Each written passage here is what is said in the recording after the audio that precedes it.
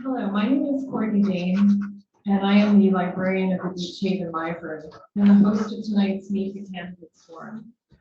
I want to welcome everyone in the audience and on Zoom, and the brave people running to be part of the Borough Council. Jamie Ballmiller, Bill Burrows, Scott Cunningham, John Halperin, and Kitty Snyder. The goal of tonight's event is to give the candidates a chance to broaden the public's understanding of who they are, why they're running, and what they would like to accomplish if they're elected. Let me just take a minute to go over how tonight is going to work. The candidates are seated randomly based on a number that was pulled from a vase. I will be asking 9 questions, and each person will be given 2 minutes to answer each one. The order of who answers will change with each question, and I ask that you just hold your applause until the end of the evening. The candidates were given the main topics of tonight's questions, but not the exact questions. This was to encourage reflection, but not researched answers. Consider it an interview. Let's remember that come January 1st, 2023, 2 of these people will be back up on the dais as brand new council members, and they'll be expected to answer questions from the public about topics that are new to them. The questions are general, and they're meant to provide an opportunity for the candidates to show their individuality, what they think makes them the right choice to lead the borough. So let's find out. Who are they? What do they care about? How can they use their life and work experience to guide them in a role that is brand new to most of them? Why choose them versus the person next to them? I think we're ready to get started. So let's give a round of applause and wish them the best of luck. Okay, we're going to be starting with Scott. First question. Based on what you believe it means to be a Beach Haven Council member, where would you expect to excel, and what part of the job would present you with a challenge? This is not the question. See, strength and weakness. This is not the questions I received. The strength and weakness. We can get leadership from the here. I've been a builder on the island for decades.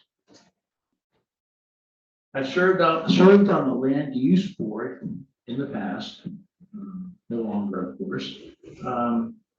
I don't have an agenda. I'm here for the people of Beach Haven. I'm painfully honest. I'm a numbers person. I've built a lot of buildings, municipal. I've worked on high-rise, bridges, other things.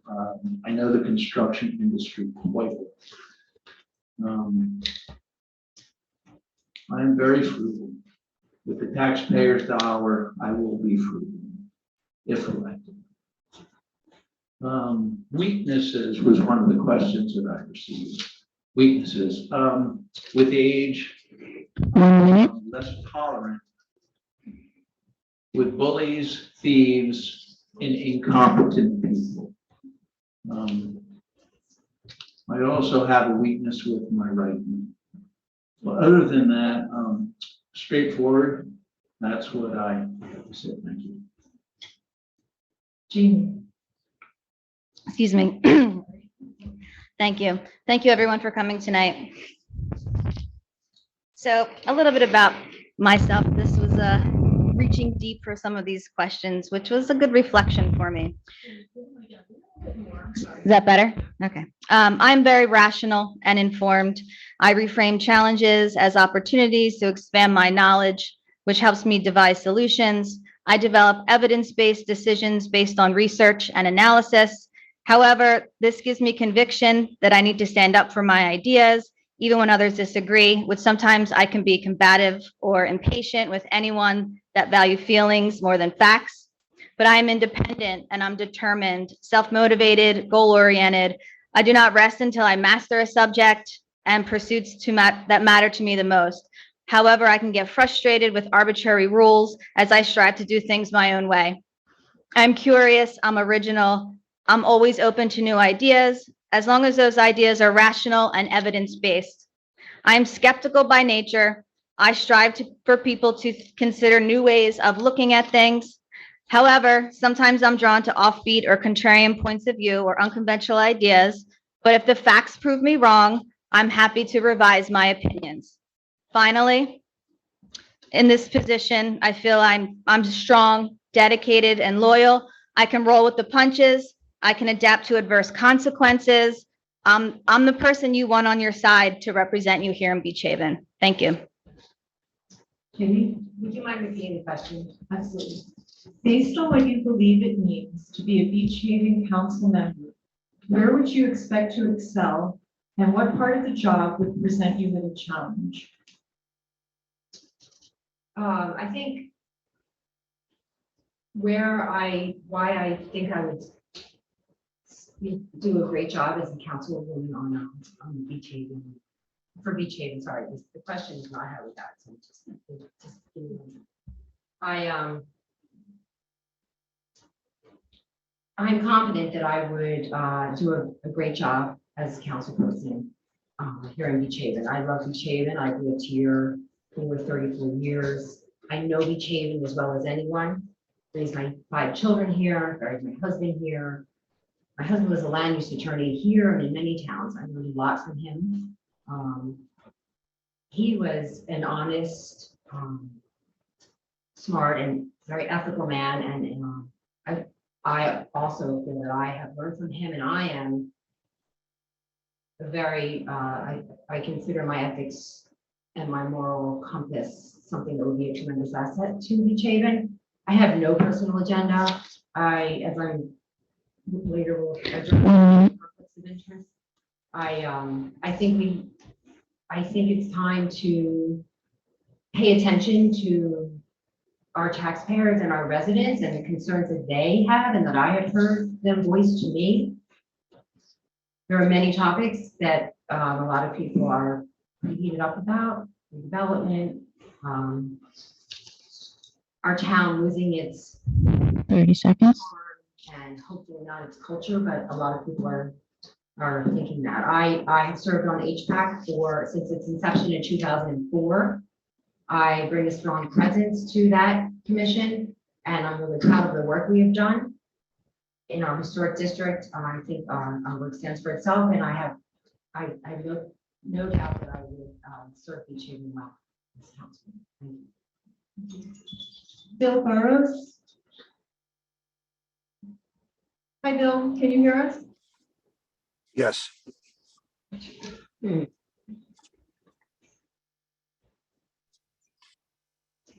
Did you need Hello? me to repeat the question for you? yes. Okay. Based on what you believe it means to be a Beach Haven council member, where would you expect to excel, and what part of the job would present you with a challenge?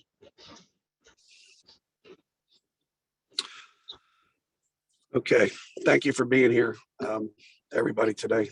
My name is William Barris, successful business owner in Beach Haven for over 20 years, with a total business career of 45 years owning my own companies. I want to run for borough council and be a part of Beach Haven is, I've lived through the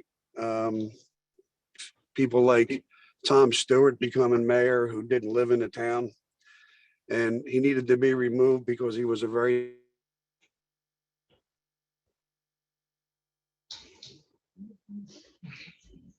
like Victoria Rose, unfortunately, that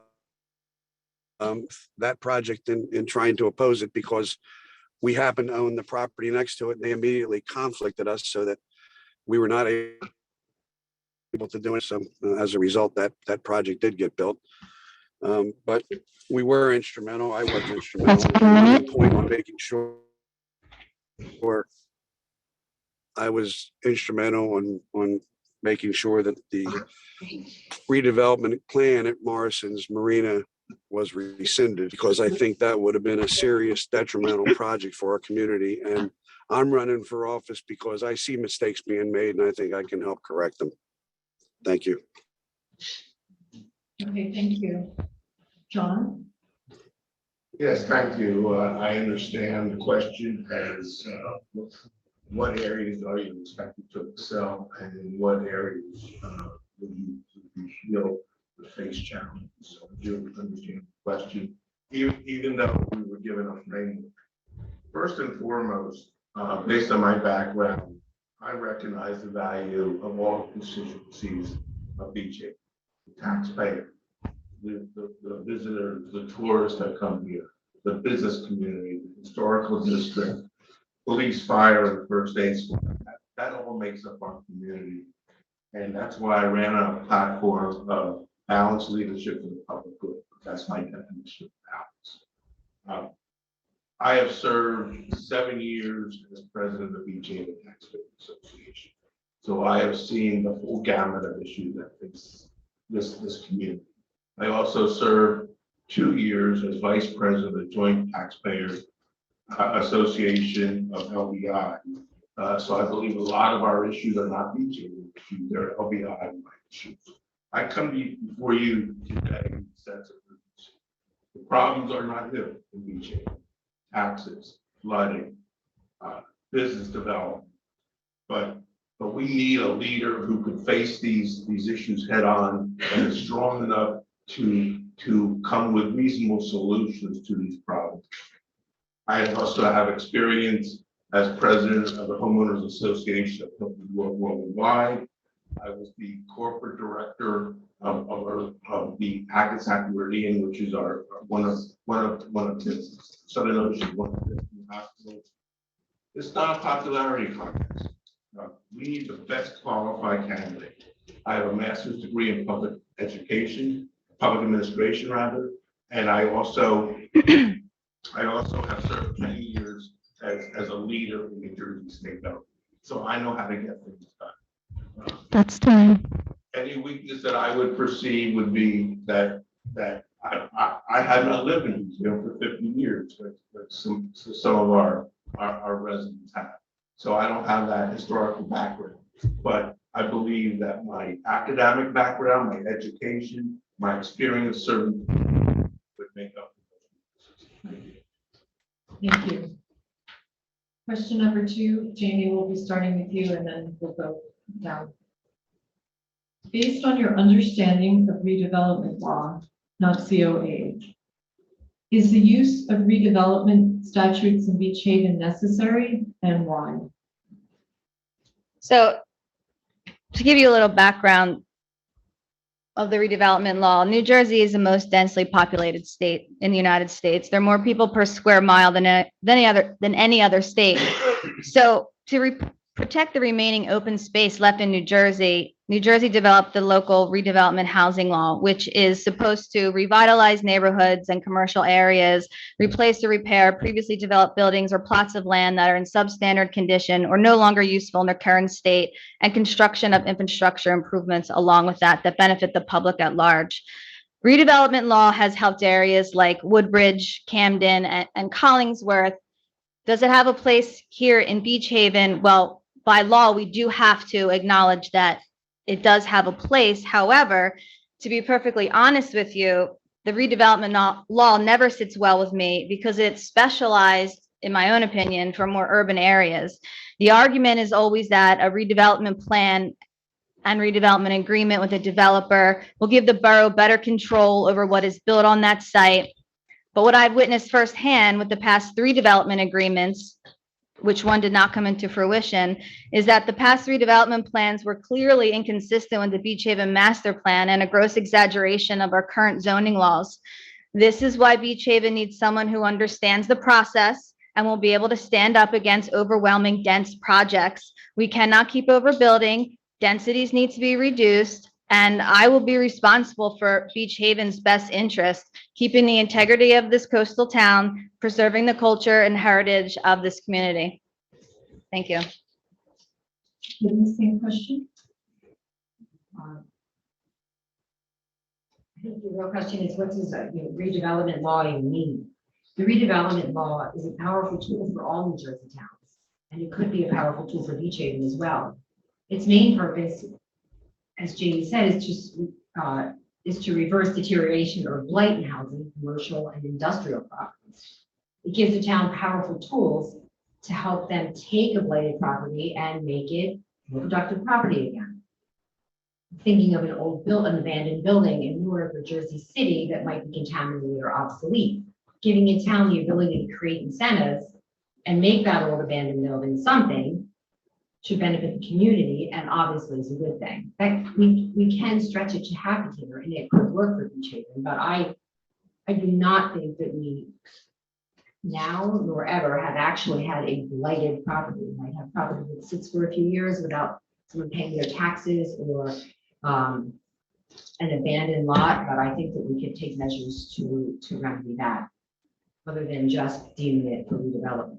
Redevelopment does have its advantages. It gives towns authority to do creative things with blighted sites, among other things. Buildings once empty are no longer empty. They look fresh and they can raise our assessed valuation and could ultimately improve our tax base. But using redevelopment law for the wrong reasons or for properties that don't truly qualify does not benefit Beach Haven at all.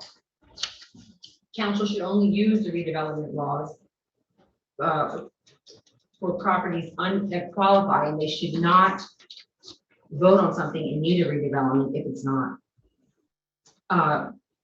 We haven't really addressed this in our master plan, and I'm just learning about this, but I've spoken to several experts and attorneys who are pretty well versed on the subject of redevelopment law, and as it's meant to be a planning tool, and we should not piecemeal it together lot by lot. Municipal code should be reviewed and should be amended. The master plan and the ordinance should be consistent. That's time. Subject to litigation. Okay, thank you. Bill, do you need the question repeated for you? You're up next.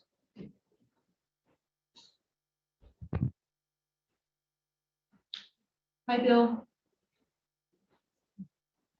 3-0. Doesn't start to be. You're gonna need to unmute yourself, Bill. Unmuted, can you hear me? There you go. Yes, we Hello? can. We can hear you. Did you Okay. need to repeat the question? I don't need the question repeated. Okay.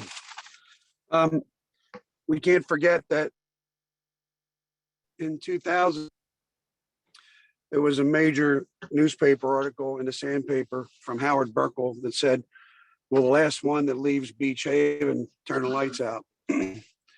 Redevelopment is a great tool. The problem is we have to have the right people to know how to use that tool, and we don't have the right people, and that's why I need to run. I've been involved with 3 different redevelopment designations. One at 500 North Bay that received unanimous approval.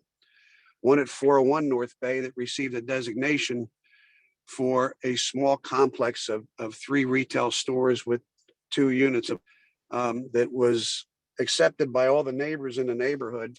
And 4 out of 5 council members were in favor of it, but at the end of the day, a new council member decided that that person didn't like that development and rejected my motion, which put me in a position that I couldn't do anything but build a single family house that didn't belong on the boulevard, but that's all that we were able to do with the required. The redevelopment agreement at Morrison's was probably the biggest miscarriage of an agreement I've ever seen. Redevelopment laws, it's the people who make these deals. And the people that make these deals have to stop making the deals. Again, that's why I need to run for office, because I think I know put this together and I know what's acceptable development. We had a meeting. 30 last August, seconds. and we talked about the business district. We talked about the business district, above business districts, and I believe that development should consist of housing for people who work here, can't afford to live here, in conjunction with affordable housing where we can use some of the money we have in our COA funds in public-private partnerships to create redevelopment. Thank you. Thank you. John, same question? Yes, thank you very much. I really believe that we should encourage development in the business district, making it an economic rehabilitation, redevelopment. Redevelopment, I think someone gets a bad name. Redevelopment does not mean overdevelopment. It does not mean no development. It means intelligent development. We need to have a plan with the land use board that any redevelopment meets the architectural flavor of our community. Personal experience, we raised our house. We had compliments from our neighbors saying we were so pleased that you raised the house in a fashion that was consistent with the other houses in our area. So that's why I talk about consistency. I believe that we should have economic, there should be an economic impact study conducted on business zoning proposals and the impact on property values, including benchmarks with other shore communities. There should be ways to incentivize our business community, because our business community is an asset to us. It enhances our property values if done the right way. I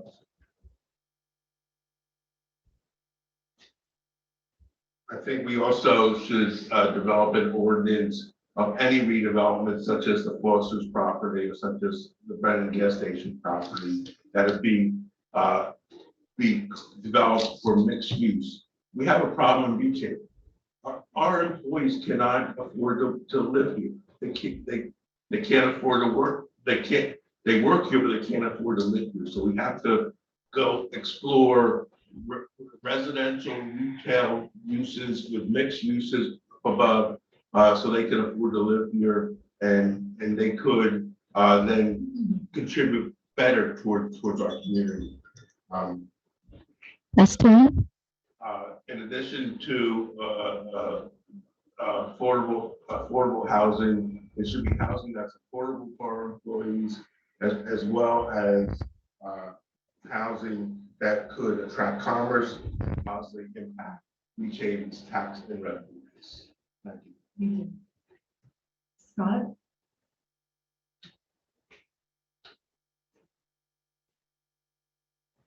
The redevelopment law, I live right in the center of all that.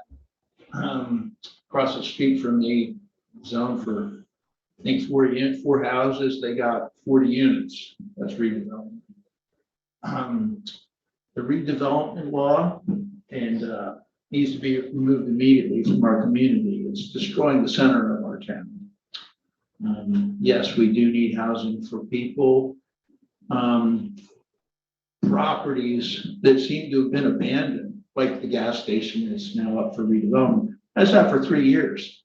I mean, if you, anyone in this room, if you walk past there, it was a terrible piece of property. It was abandoned, and now it's open for redevelopment. Foster's, I don't believe, should have ever been redevelopment. I know people want to put a restaurant in there.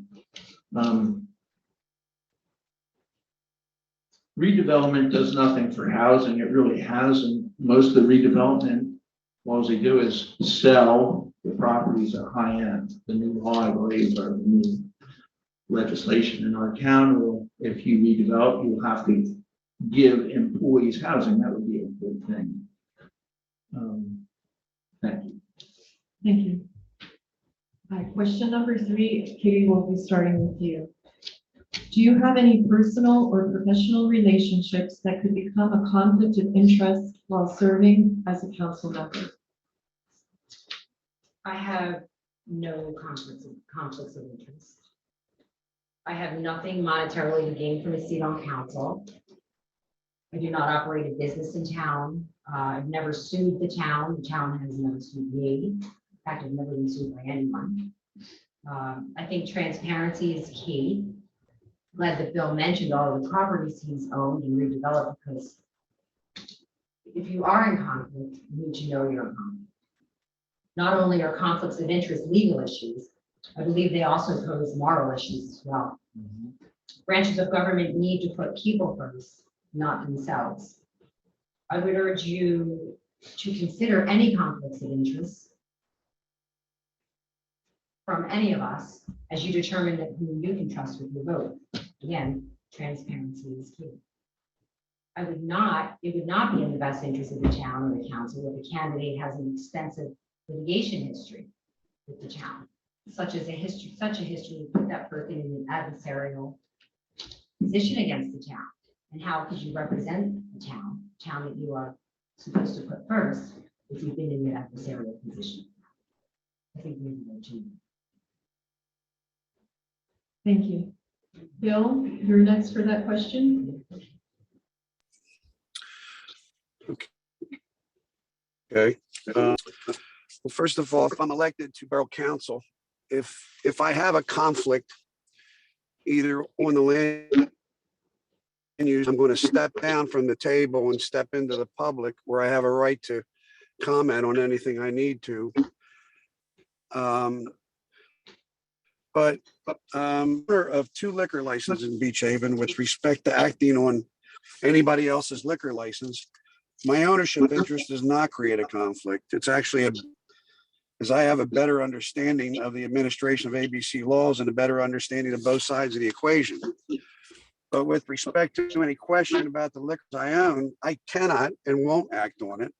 The state of New Jersey law since the end of Prohibition recognized some elected officials would have interest in liquor license. The law recognizes that and transfers jurisdiction to the Attorney General's Office of Alcoholic Beverage Control. That transfer of jurisdiction does not leave the municipality. Division with its staff, investigators, and attorneys will be able to discuss license issues with the police department. That won't change interaction. The reality is there's much more scrutiny, less consideration, less understanding of impacts, and less deference than if dealing directly with the municipality. If the questions is whether I'm conflicted as a businessman in Beach Haven, the answer is I have a vested interest as a business for Beach Haven. Thank you. Thank you. John? Yes, well, clearly I, as serving as 7 years the president of the Beach Haven Taxpayers Association, and 2 years vice president, I do not have any conflict of interest whatsoever. My only interest is my love of Beach Haven. Beach Haven is in my soul. I've been coming here as a visitor for 50 years. I bought my home here 17 years ago. I have no conflicts whatsoever. Unlike some of the other candidates who may have to recluse themselves because of a conflict issue, that would never have to happen to John. Thank you. Scott? The question's kind of off balance, but conflict of interest. I had a business on the boulevard. I have no conflict of interest. I'm not running for office to change anything. I'm running for office to save the town from the acceleration. We're moving into the future, but I have no conflict of interest. Thank you. Jamie? As a council person, my job places me in a position of public trust. I'm responsible for ensuring that public resources are used in the best interest of the public. When serving, the interest of Beach Haven must come before my own. I'm not running for public office for any private gain. I will not act impartially or give preferential treatment to any private organization or individual.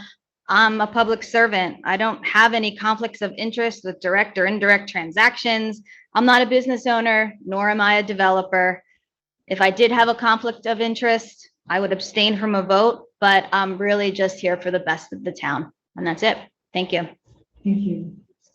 Question number 4, Bill, we're going to be starting with you. What do you see as Beach Haven's most needed infrastructure project? Sorry, I didn't hear the question. Could you repeat it? Sure. What do you see as Beach Haven's most needed infrastructure project?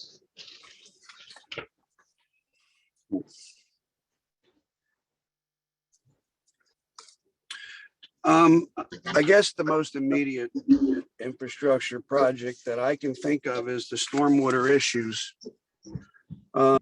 Basically the pursuit of the installation of pump over systems that for some reason is stalled, or maybe it's not stalled because I understand tracks for the first phase were finally released in the last month or so. Very disappointing that it's taking this long. I mean, these rolled out 2 years ago. We need to be talking about phase 2 and phase 3, if in fact there is a phase 2 and phase 3. To discuss bladders at the end of the stormwater discharge into the bay, because, you know, I listened to Ed Flormont for many years at Fantasy Island talk of were needed. Fantasy Island is probably one of the worst spots where the stormwater issue is really impacting on that business, and nothing's been done with it for just many years. And I think, you know, a municipality in the position that we're in right now needs to do something, not sit. That just appears as to what's going on. I believe water and sewer infrastructure improvements are being addressed, at least as I understand it. I love electrical infrastructure, particularly in the area between Tucker's Restaurant and Queen City Marina. It's, if you look at the 30 seconds. poles and utility transformers that are located in those areas, you can tell that there's a real issue. We have to give some serious consideration to some plan that gets our electrical utility infrastructure underground. You know, I don't care if it's a 20 or 30-year pursuit, and if it's in conjunction with the, you know, the electric company provider, Atlantic Electric, whoever it is at this point. But we have to consider infrastructure with respect to electric at some point. Thank you. John? Yes, thank you. As I mentioned before, there's a sense of urgency here. Flooding is the biggest concern, infrastructure concern. But flooding is not a new problem. Flooding has happened here in Beach Haven and Long Beach Island for as long as I can remember. It took 4 years to implement the storm drainage project that the council approved, which should begin implementation in the fall of this year. But we need to take a longer range view of this. We need to work with Brazilian LBI, who's coming up with a recommendation. Part of the recommendation, by the way, is to have some green infrastructure solutions in Bay Village. And that should be coming out in the next 2 or 3 years. As chair of the flooding committee for Joint Council Taxpayers Association, I worked with Angela Anderson of Long Beach Township, who was intimately involved with such issues as, I'm going to read them to you, Bay Island restoration, dune enhancement, beach replenishment, bay dredging, road elevation, surface water drainage, storm sewer pumping system, flat valves, bulkhead improvements, building code and ordinances. This is the type of leader we need on council to work with individuals such as Angela Anderson to implement flood mitigation projects and take a longer range, bigger picture view of this. It's not a 4-year view. It's not a 5-year view. It's a 10, 15, 20-year view that we need to take a look at to address the major problems on this island, which is flooding. The floods in Ship Bottom, believe me, it impacts Beach Haven. Thank you. Thank you. Scott? Touchy subject here. I live in reality. In fact, it floods where I live more than where all of you people live combined.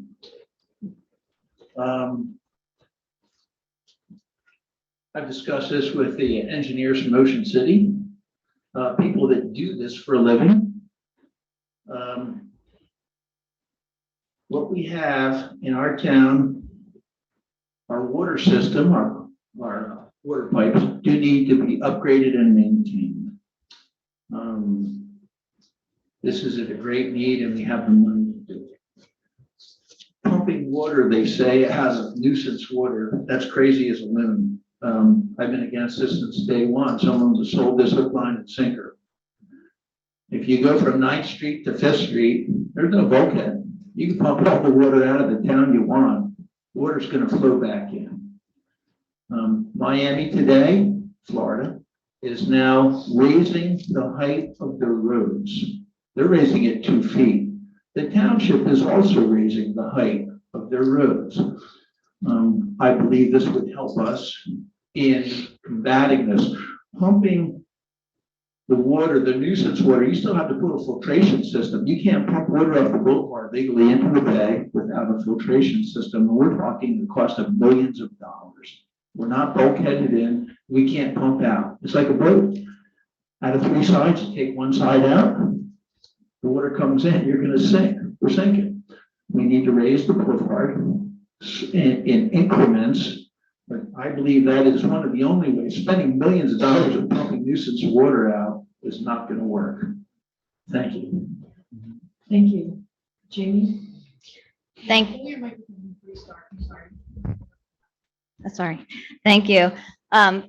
First, I just wanted to say that, for the past 2 years, we've been in a pandemic. So the reason that the whole the pumping stations did not come into play because we were in a pandemic for the past 2 years. So they're getting started in the fall. There wasn't a delay. We were in a state of emergency. So that's for the pumping station. Thank you for mentioning Angela Anderson. I've known her for over 20 years, and she is very environmentally conscious and has often helped the borough with different environmental ideas. And as far as an infrastructure project, I don't really have a favorite infrastructure project. They're all important. We're currently in a 20-year infrastructure waterline project along with flood mitigation effort. I haven't seen any previous council neglect infrastructure. It's always a hot topic because our infrastructure is over 30 years old and it's crumbling underneath itself. So it's a very important topic. The previous council has been, moving forward with that along with the current council now.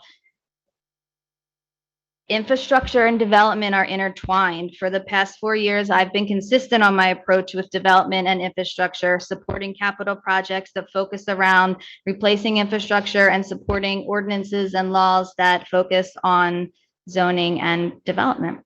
That's all. Thank you. Thank you. Kitty? Maintaining and managing Chavin's infrastructure is certainly a full-time job. Thank you to our public works and sewer departments for the job well done. Like Jamie, I don't think it's just one project here in Chaven, considering our infrastructure. There are many top priorities. The beaches, you can't even, some of us can't even get onto our beaches. I know we're involved with the Army Corps of Engineers, and I know that we're scheduled for more replenishment next year. If that comes with loss of control, we do have to depend on them and credit works. Certainly, I think we should focus on our beaches the most, as well as environmental concerns are the biggest worry, I think, for infrastructure. We do have, as Jamie mentioned, the 3 stormwater pump stations under construction, and we should be finished by next summer, which is a good thing. I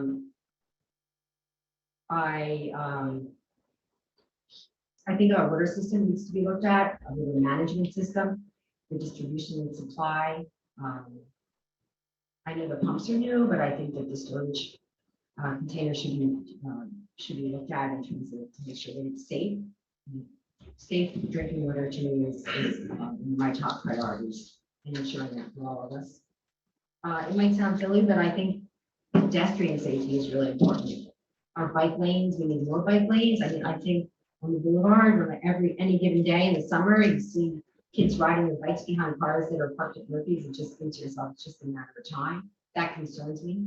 I think, possibly we should consider not allowing bikes in certain blocks where we have the diagonal parking. It really worries me. Storm? Thank you. We're on to the next question, number 5. John, this one will be starting with you first. What are your core values and which one is most important to you? Okay, thank you. My core values are honesty, integrity, and professionalism. I was raised by my father by saying it's very important, whatever you do in your life, to give back to the community. So I believe that honesty, uh, dealing with necessity, dealing with truth, and doing all those things in a measure of kindness is really my core value. I have, as examples of being back to the community and my profession, I have served on numerous boards, including the Healthcare Financial Management Association. As a board member, I have also served on 2 boards of Hilton Worldwide, the Homeowners Association, each with budgets of over $12 million. I have served on client counsel for a financial services firm, and obviously trying to get back to this community. When we bought our house 17 years ago, I served on the Beach Haven Taxpayers Association, as well as the Joint Taxpayers Association. So as you can see from my core values, I find it extremely important to give back to your community in a very honest, truthful way. Thank you. Thank you. Scott? My core values. I'm painfully honest. I'm not here for Scott Cunningham. I'm here for the town, the taxpayers, and the people of Beach. I'm trustworthy. I care a lot about Beach Haven's future. That's why I'm here tonight. I am running to try to help save our community from turning into Ocean City or other Virginia Beach. That's pretty much all I have to say. Thank you. Jamie? Thank you. These are some of my fundamental beliefs or core values: citizenship and responsibility. I believe that fulfilling our duty to community, family, and ourselves, I believe that each of us has a responsibility to contribute to our community. Cooperation and resourcefulness. I believe in working together with others towards a common goal.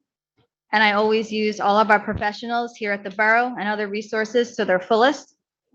Respect and perseverance. I show regard for the worth of something or someone, and I find solutions to problems, even if it's difficult, and I do not give up. Courage and integrity. I believe in being brave and doing what is right, regardless of our fears or my fears, the difficulties or the consequences, and consistently being honest and being worthy of trust. Knowledge and humility. Knowledge is power. I'm constantly learning. I read, I research different topics and laws in order to prepare myself for a conversation or a discussion or to learn about a specific topic, whether it be fireworks, windmills, redevelopment laws, or other municipal, state, or federal laws. I'm always learning. However, I can also admit when I am wrong, and I use other people's perspectives and point of views about a given situation, and I use them to make the best decision, or I incorporate their ideas when I make an ordinance. That's a law. These core values are how I conduct myself both personally and professionally. Thank you. Thank you. Kitty? My personal core value system starts with my dedication to my family. I'm a mom and grandmother. I'm from a large Italian family. Grew up in South Jersey, just outside of Philadelphia, and I'm really proud of my family. My family doesn't end with my immediate family, because living in Beach Haven, in a small town, I think we've all experienced, the line between family and neighbors is blurred. And while we appreciate our seasonal community, there's nothing like the bond we share as year-round residents together. We find the good times, and stick it out together in the difficult times. Like Sam. But we make Beach Haven what it is, a community of friendships that run deep. I love this town. My extended family is most important to me. I'm passionate about education within my family and my job. I worked at Southern Regional Middle School for 19 years. And while I work and advocate with young teens from all walks of life on a daily basis, I'm always reminded that I get way more from them than I give to them on a daily basis. With young teens, you know that if you don't walk the walk, they will know it. And I do walk the walk, and I will listen to you, and I will be here for you. And I will assure you that the core values of beach haven are the most important to me. Thank you. Bill?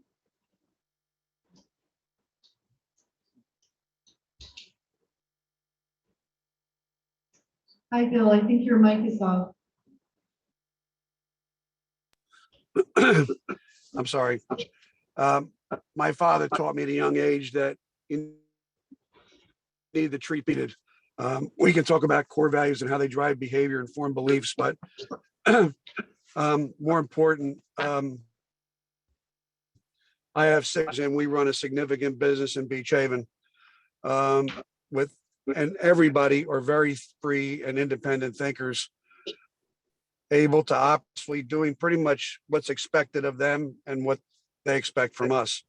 Our general managers, Dina DeLuca and Bree Fagan and Ryan Crowley, been with us from the beginning in each of our businesses, from the date we opened until now. The president of my construction operations has been with me for 40 years, and the rest of my employees have a length of service that I'm very proud of. It's a 23-year plus time frame. People who come to stay working for us, and there's a reason for that. It's a great indicator of someone who has positive core values. I think that I can bring a lot of knowledge to Beach Haven, and I can show some positive aspects of core values to the other people that are involved in the community. Thank you. Thank you. John, we start again with you, and then this time we're going to work backwards. Did I lose you? No, you're good. Question number 6. Can you describe an ethical issue that you've had to deal with in your career and how you handled it? Oh, boy. That's not fair.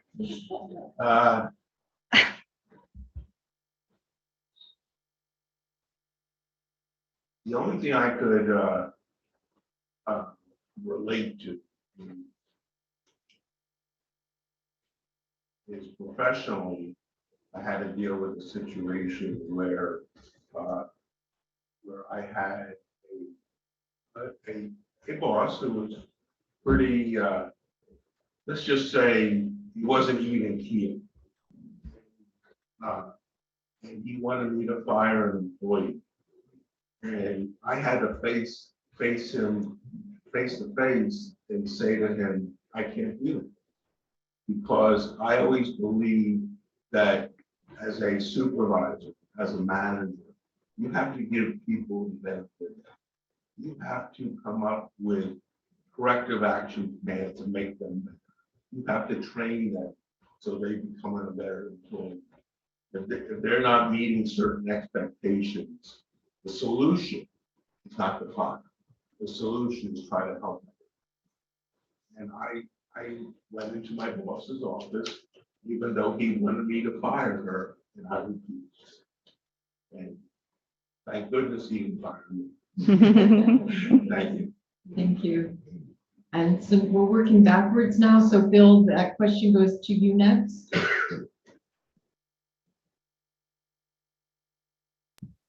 Which question are we on? I'm sorry, I can't hear. Okay, sure. I'll repeat it for you. Can you describe an ethical issue that you've had to deal with in your career and how you handled it?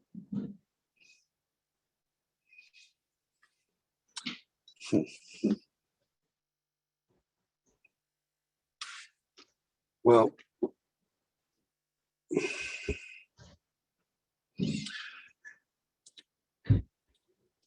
I have an issue. Basically, I mean what I say and I say what I mean, honest to a fault at times. The thing is, I believe it to be, questioning others for consensus and thinking always doing what I believe is the right thing to do. I can't think of a stance to answer the question that you phrased to me. Okay, thank you. Thank you. Kitty?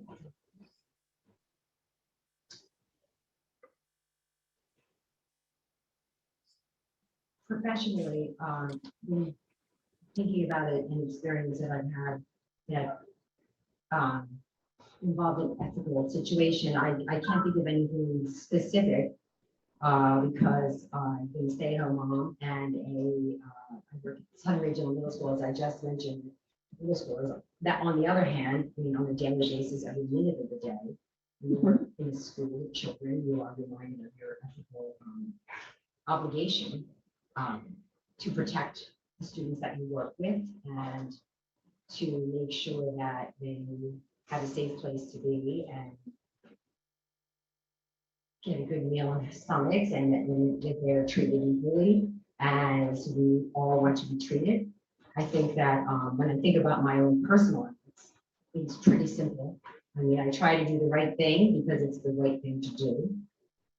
If I were elected to council, I would carry my ethical mantra with me. And I think operating in an ethical manner is essential to the success of and reputation of any community.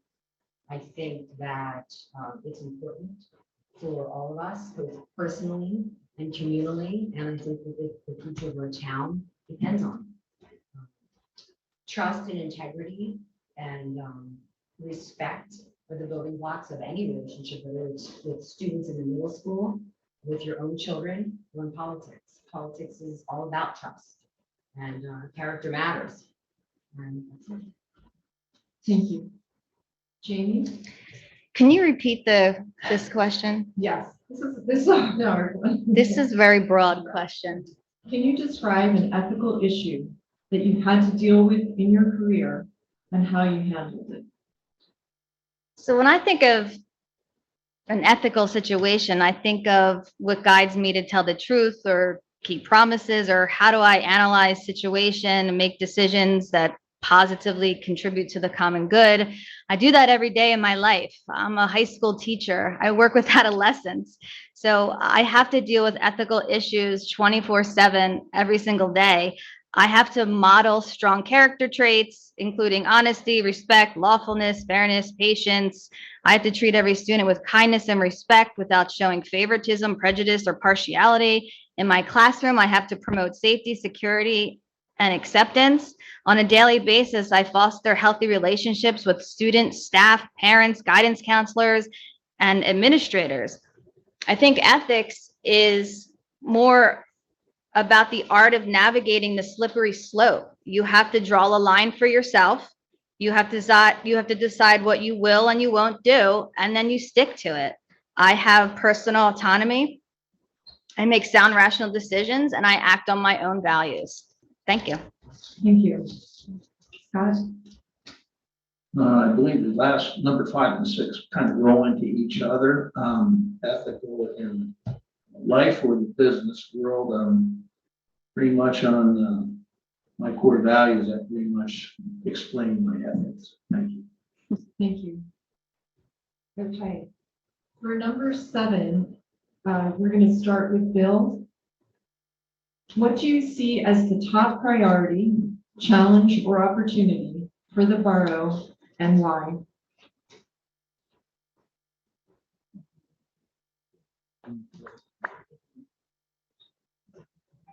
So can you hear us? 8 to 4. Okay, we can come back to Bill. So the next would then be Kitty. I can repeat the question. What do you see as the top priority, challenge, or opportunity for the borough and why?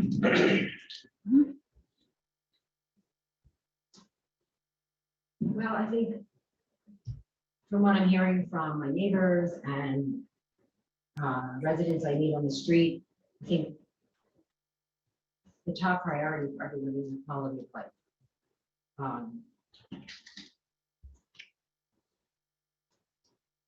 I think Beach Haven is losing its charm. That's, to me, one of the things I hear more from anyone, that and redevelopment issues.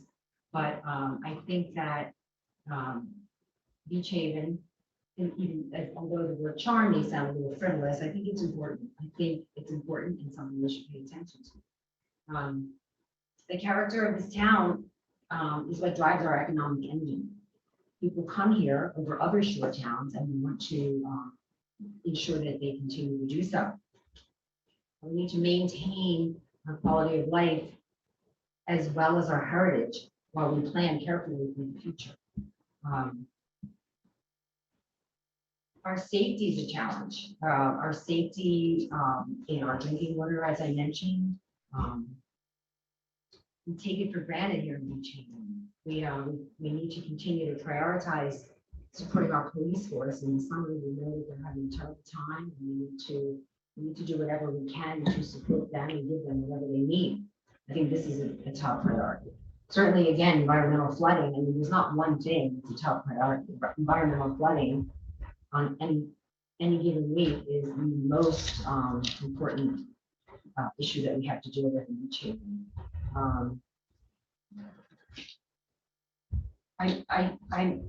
I mentioned a lot of concerns in our infrastructure. We all mentioned a lot of concerns, and I think that that's something that is also under this this topic.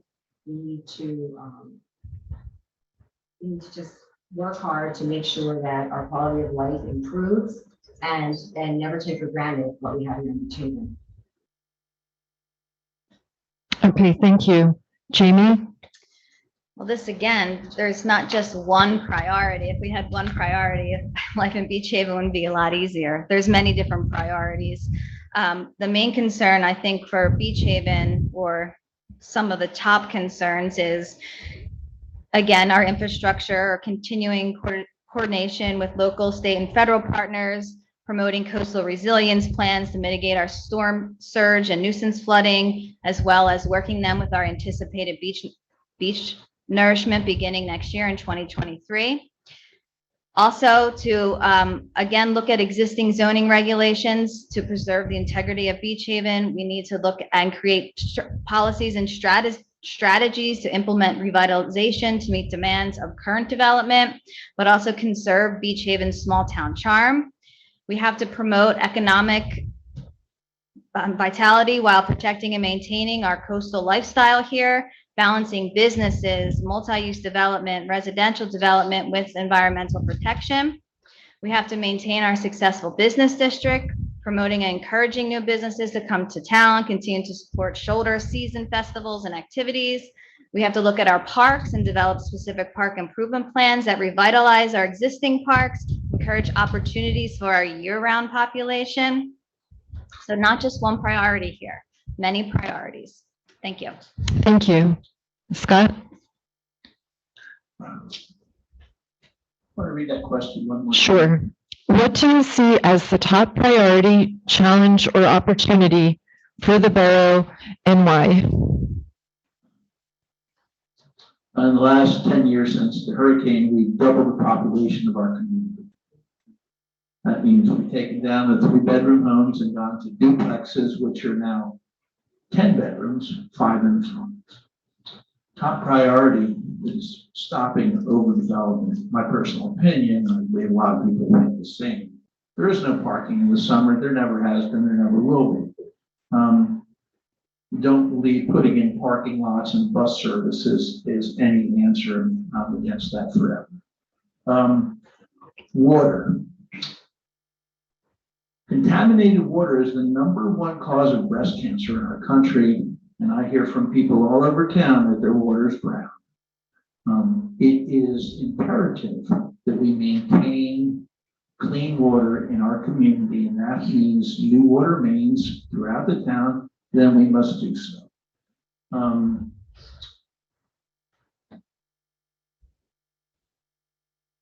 We have a problem with taking single-family homes, tearing them down, and putting up duplexes. Every other town on the island, if you take down a duplex, you only get a single-family home back. The 60 by 100 foot lots are now zoned duplex. It should be 50 by 100 for a single-family home, no more. If you have 100 by 100, that's a 2-family home. But we should not take. If you go down, what's it, Amber, Coral, Pearl Street, Angleside, and just look at all the single-family homes that have disappeared, we now have duplexes. We need to stop this. It does nothing for our community except jam us up. And there's no point. Thank you very much. Thank you. John? Yes, thank you. I agree with Kitty that the #1 priority is the quality of life. And there isn't just one priority. We talked about flooding, we talked about capital infrastructure. We spoke earlier about resilient LDI. And Jamie talks about flooding being a 4-year problem. He talks about the pandemic. Well, flooding is not a 4-year problem. You need a leader on council that knows that the flooding issue and trying to set up a program, a capital infrastructure program with our surpluses. We have surpluses that are growing $1 million a year. You need to come up with a capital improvement plan that has a longer range view. You need a 5, 10, 15, 20-year plan to address that. Similar to the Emergency Operations Center. I was pleased because it was on my platform that we should do something with the Emergency Operations Center to house our first responders, police, fire, EMS. And they came out with a bond, which I was pleased to see. But then part of the bond was also to use that center as a training facility. Well, we have a training facility in Waretown, they later learned out. And so that being said, then we have to then go back to that bond and come up with a plan. There has to be a business plan before you float a bond. And that business plan then could address issues as that training center in Ware County. As a good leader, I didn't know about that training center, but as a good leader, you have to listen to all pieces of information and then come up with a rational decision on what your position is going to be on a particular item. That's done. Okay, Thank thank you. you. Should we? Okay. Okay. All right, we're going to go on to question number 8, and Kitty, it will start with you. Do you view growth and change as positive? What would you do to protect the character of the community while permitting acceptable change? There have been many changes in our small community in the last few years. Some are good, some are not so good. Some are big, some are too big, some are small. We all love what we have, and most of us, or many of us, don't want anything to change. But we live in a dynamic world. We can't stop it. What's most important is that Beach Haven continues to grow responsibly and maintains its charm and character along the way. How do we accomplish this? It starts at the top. I think by electing individuals of good character with a vision and a plan for Beach Haven's future. Any government is only as good as the people elected to it and who work within it. And an administration that shares the community's vision and passion. District service well now and long into the future. We have topics tonight that question candidates' values, ethics, and commitment. But what about you? I hope we can all commit to a town built on a foundation of integrity, improvement, and respect for one another. I think that Beach Haven is a culture of caring, and I think we've forgotten that a little bit. And I think we need to get back there. I think it's important to respect everyone in town, news members, council members, and especially our neighbors. Thank you. Thank you. Jamie? Thank you. Change is inevitable. Beach Haven has always changed, but the changes came slowly over time. But since Superstorm Sandy, we have seen a flood of oversized projects. With change comes loss to some of the things that make this town special. And I'm committed to protecting Beach Haven's charm with character, charm and character with integrity. For example, as a member of the current council, we passed an ordinance creating the Architectural Advisor Committee. And this provides recommendations and guidance to council and the Land Use Board for all applications in the marine, commercial, and business districts pertaining to modifications, additions, or architectural changes in the community So the current council is well aware of the growth and change that Beach Haven, what is happening, and we're soliciting the community and other experts to help us with that change. I will also maintain, like I said, the existing zoning regulations, but only the ones that preserve the integrity of the town. I'm constantly looking through the zoning and making changes and trying to devise the best path forward.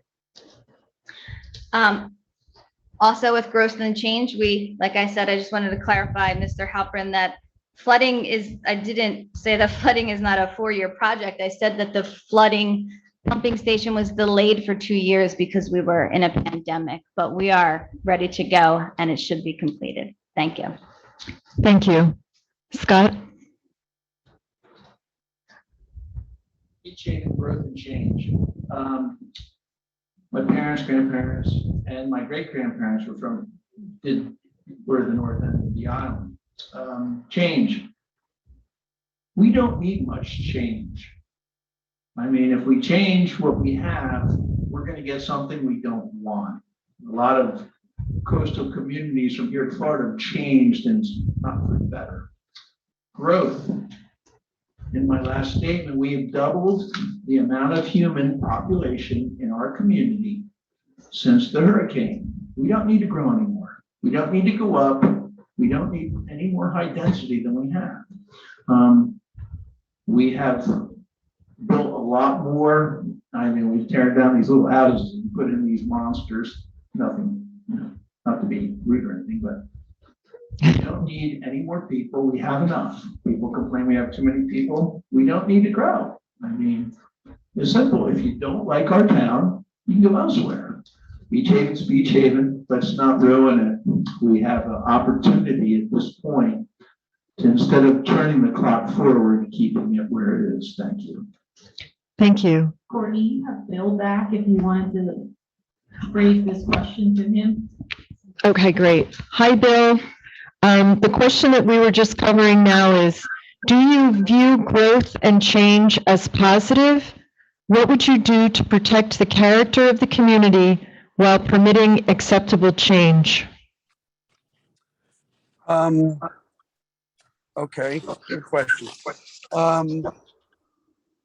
It needs to be positive. I don't know that it's been positive. I think at a very recent council meeting, the second meeting we had in August, one of my key points is to maintain the integrity of the business district. That's important to me.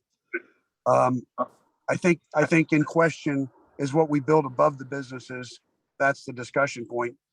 In the past, there have been market rate units for sale.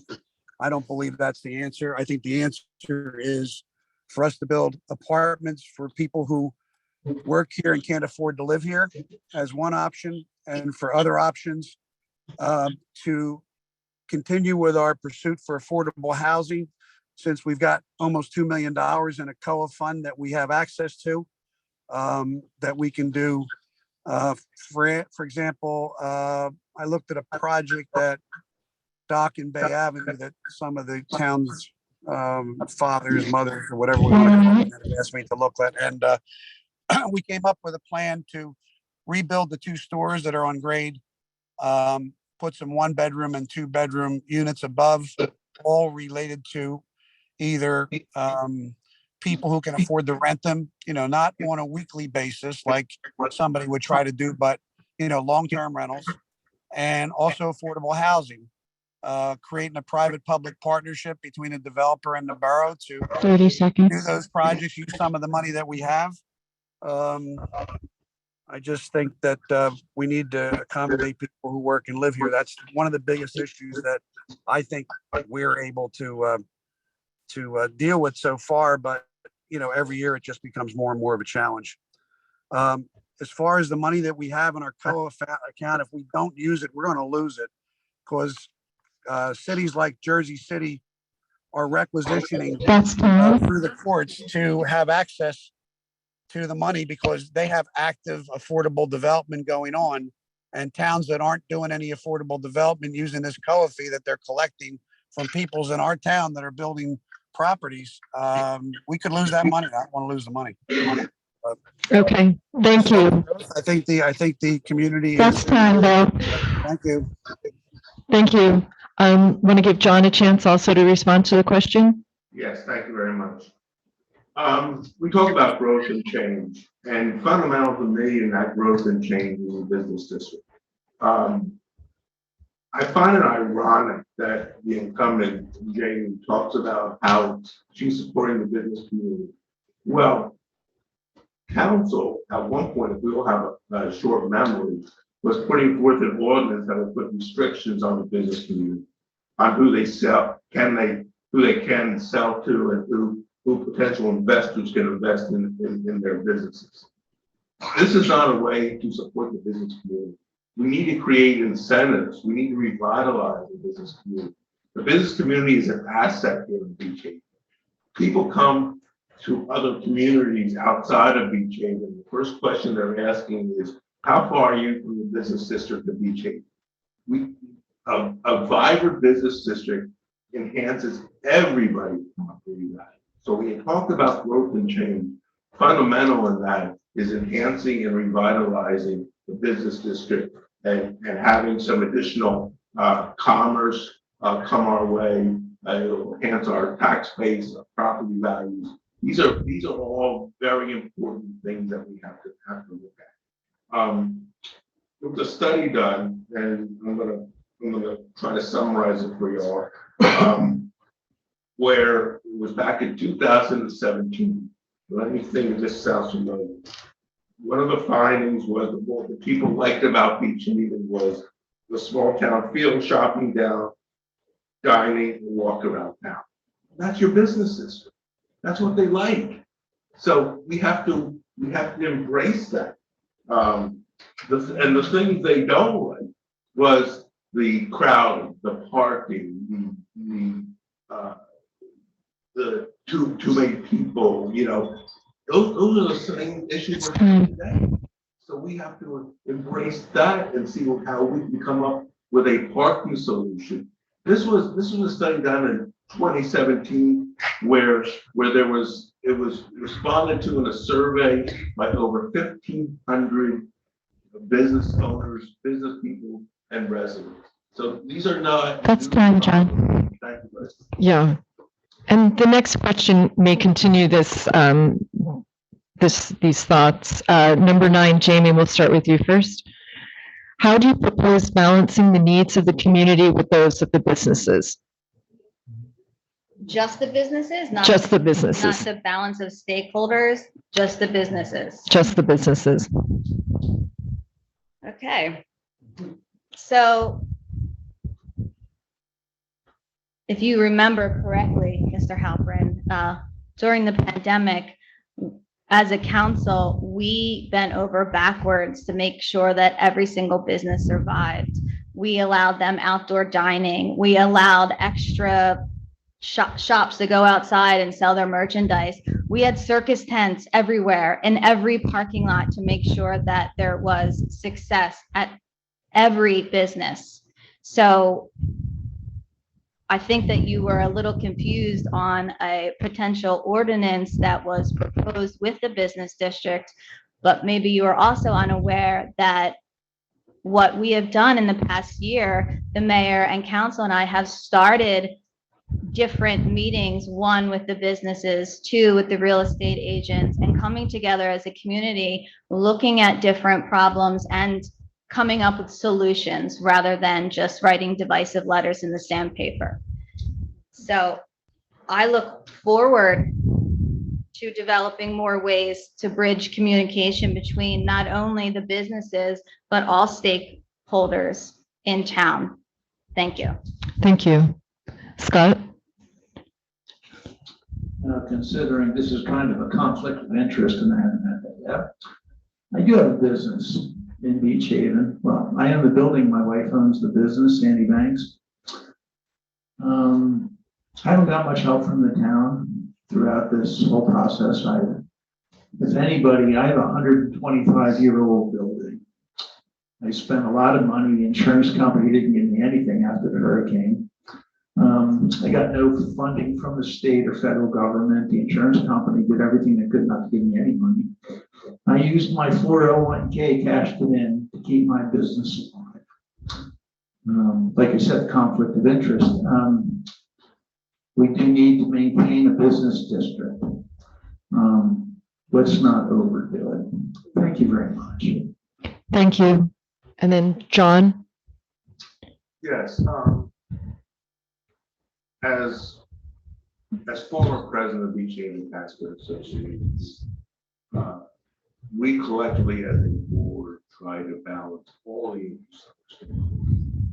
So when we put on board like divestive comments in the sandpaper, it's trying to represent all interests to begin a dialogue. That's what a good leader does. It begins a dialogue. It asks for open government. It asks for full transparency before ordinances are introduced, not after ordinances are introduced. And one of my platform promises to everyone here is to have full transparency, have open government, have people come in if they have an issue and have a public dialogue. So we understand the basis, the fundamental basis of an ordinance. We understand that there may be conflicting interests, but a good council or council person, I should say, weighs all those interests before making a cogent decision on what's best for you. And that's my pledge to you as a council person, that I will represent all interests, hear all sides of the issue before coming before you with a recommendation for comments and service. Thank you. Thank you. Bill, did you hear the question? Yes, I heard the question. Okay. Got confusing there for a minute because we're talking about a balance between business and I guess residential, but we also have like some key properties in this town that you have to consider in the balance. One of them being the Queen City Marina, and then another is Silver Sun Mall. These are properties that have to have some special attention because they're significant properties, and something has to be done that everybody can obviously agree with. I think that on balance, again, I've already mentioned the business community as being something that is important to me. If we look back in 2015, and again, the results that flowed through the beginning of this year, there were no businesses for sale in Beach Haven at the start of this past summer. Nothing was available for sale other than the two properties that are together on the corner of Dock and That's Bay amazing. Avenue. But we need to pay attention to other aspects of the community. It's not just business. It's not just residents, unless we're kind of incorporating everything into business. And if that's the case, I've got some other comments, but I'll hold them to my closing. Thanks. Thank you. We've just reached the end of the questions, but we wanted to give each candidate an opportunity to. She didn't answer the last. Oh, I'm so sorry. Sorry, Kitty.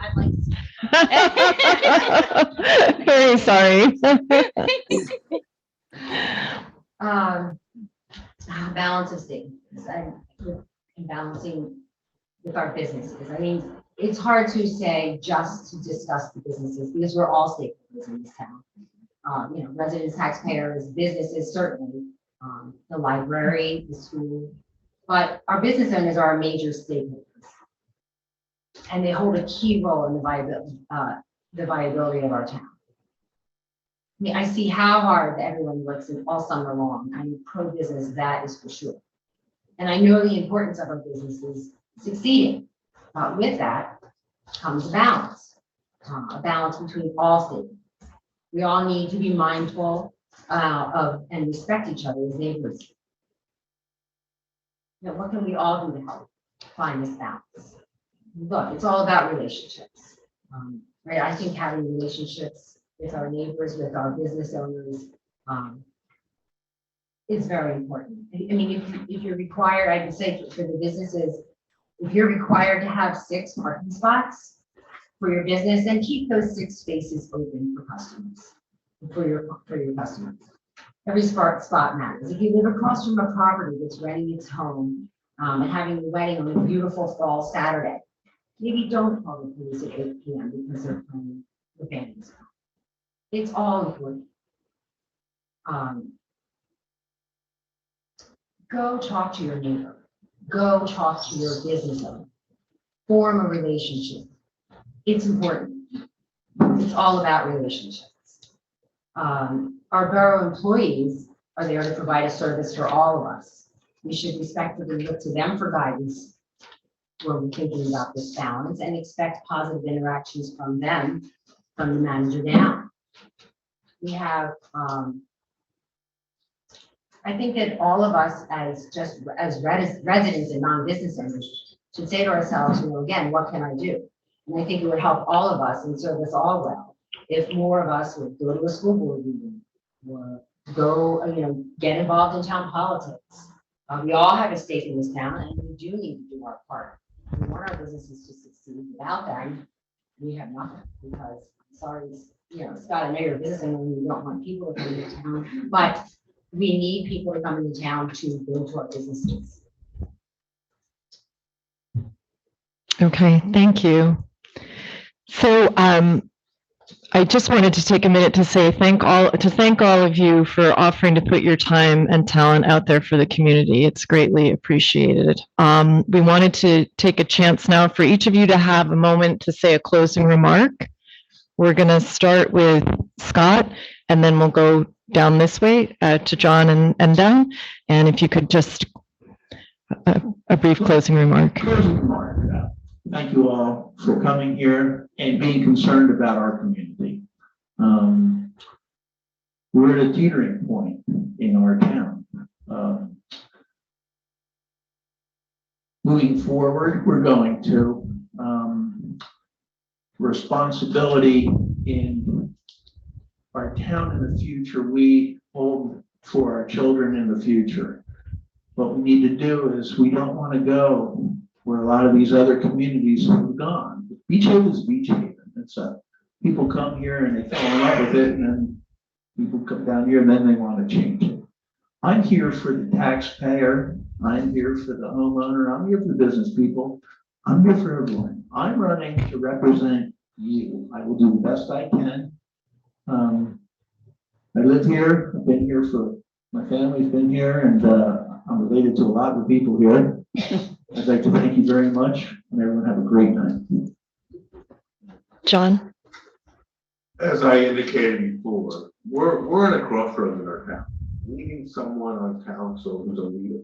We need someone to realize we have a sense of urgency. It's a call to action. It really is a call to action. And I think I know it's not a popularity contest, but I believe I am the most qualified based on my experience, expertise, and my educational background. I have a master's degree in public administration. I worked 10 years in state government. I know how to get things done. A perfect example with the wind farms. I had communication with the federal government whether or not there is an alternative lease option, which is Hudson South, and I got a positive response from the Bureau of Energy Management. I was the only one on this platform that was able to get a response from the federal government. That is the expertise that I bring to the table. I have served in our community for 7 years as the president of the Taxpayers Association. I have seen all issues from public safety to the environment, to the economy, to taxes. I've gone on record to indicate that there should be no tax increases in Beach Haven except for capital infrastructure improvements. I call for a 5, 10, 15, 20-year plan to address that. We're seeing surpluses in excess of $1 million a year. That should go to a capital fund, a capital plan that address some of the infrastructure issues that we're having. And I believe, based on that experience and expertise, I don't require any training. Unlike my incumbent, who's always learning, I'm dealing with public sector issues for over 30 years. And I guarantee you that I will fight for all the citizens of Beach Haven, for what's best for our community. Thank you very much. Thank you. Bill? Yes, I guess in closing, my most important issue, people keep talking about the master plan, but I'm convinced nobody's ever read it. It's been written by a lot of people that are in this town, and it was finished by Bonnie Lenhart and Jeanette Lloyd. And in it, you're going to find a lot of things that are real important to this community, and it's really the Bible that we're supposed to be guided by. I'd like to recommend that members of the planning board, land use board, shut their phones off when they're in a meeting so they don't get harassed by members of council who are texting them, telling them what not to do, and they're deciding of an application. I'd like to make sure that we require CAFRA on any waterfront development approvals so we don't waste everybody in this community's time like we have in the past. I think we need to reinstate the former parking ordinance because it's so important that we use a real parking ordinance that tells you exactly the number of cars that you need for a particular use. And I'm happy that the Beach Haven Taxpayers Association is finally going to do something positive going forward and meeting once a month just before Borough Council meetings so they can report to council and become an active part of the community. And the Beach Haven Chamber of Commerce is also going to be an active part of the community so we can get a lot of people to participate to make Beach Haven a much better place. Thank you. Thank you. Kitty? I'd like to go back to my weaknesses, because clearly this one is one of my weaknesses. But I wanted to thank you all for taking the time to join us this evening. Even though I also had tickets to the World Series tonight, like here I said.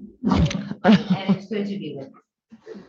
In serving Beach Haven for years, I hope you'll remember that my greatest priority is always to put your neighbors first. I will bring a new vision and a voice to Borough Council. And John, I respectfully disagree. I think we all need training, continuous training, and should realize that we all have more to learn. I'm reminded once again that your home is where your heart is, and my heart is Beach Haven. I hope they will vote for me on November 8th and go Phils. Thank you. Jamie?